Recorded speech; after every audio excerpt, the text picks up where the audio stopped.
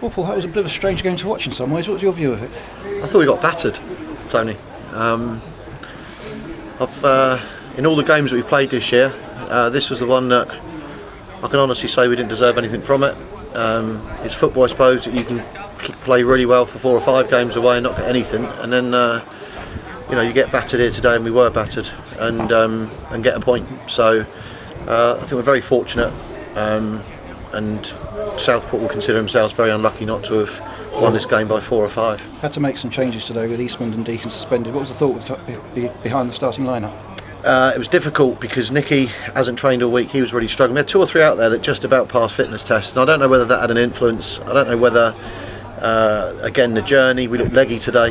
We didn't look very bright in our minds.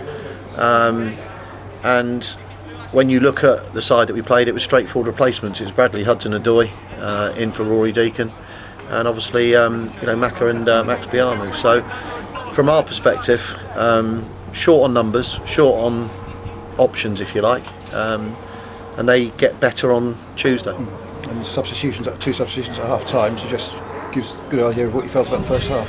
Yeah, well, I wasn't. It wasn't particularly just those 2. It could have been probably any one of the 9 or 10 out there. But we felt we needed to go and match into their diamond, which we did. Having said that, the first 10 minutes of the second half, they could have scored 3.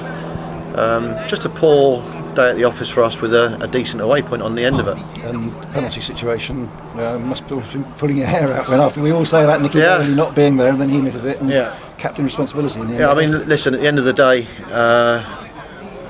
we've missed, I think, was that our 4th or 5th on the trot.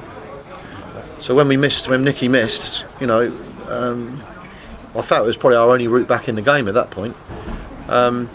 Having said that, I thought when Southport pushed on, we really felt we could nick one on the break. And Stoney's had a couple of good efforts that we could have really nicked a real Dick Turpin job. Right at the end with Chris Dixon. Right at the end with Dicko as well. So there's little things where you look at it, but the reality is that we were well below our best today. I thought Southport will never finish bottom on if they continue to play as well as that. And they looked a very good side to me. And it was word for the goalkeeper. Several terrific saves in the second half. Yeah, but if you notice what I said there was 9 or 10 that I wouldn't have swapped, or could have swapped at half time. Ross Warner wasn't one of them. I mean, the save at the end was incredible.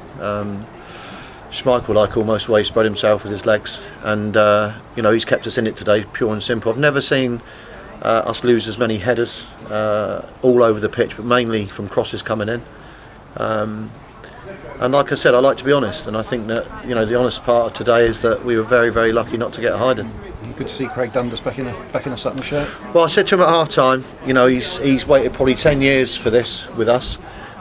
He's had to obviously bide his time. He's come on at half time. I thought he did really well, helped to shore it up a little bit, and it's a great credit to Craig having had 10 years with me from Ryman Premier to get through to the National, and I was really, really pleased for him. Yeah, and really Brandon pleased. Hastrop coming on for the last half hour. You said in the week about managing the left back position. Yeah, I mean George was gave us a good 60. I thought tired. Could see he was getting tired. We knew that would happen. I thought Brandon was excellent when he came on. I've got to say I thought he was bright, energetic, and Portsmouth have clearly got a good player there. But as I said, overall. We can consider ourselves quite fortunate today. And now looking ahead to a Tuesday night home game against Maidstone, where home form will return. Yeah, we did say at half time, we would never have played like that if we'd been at home. And we are, Eastman and Deacon are big misses, but that shouldn't excuse, the first half performance that we got. We are good at home. We for some reason we look a decent side at home, and the performances haven't been bad away up until today. I thought, even at Chester we played better than we did today. But that's football, I suppose. As I said, there's a massive part of football, and it's luck.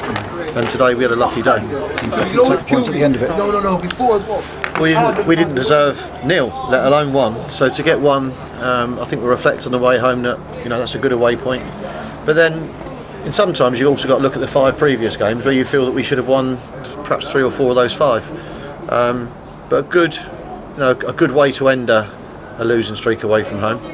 But like I said, I'm looking for a fair reaction Tuesday and a better performance Tuesday. Okay. Thanks, Tony.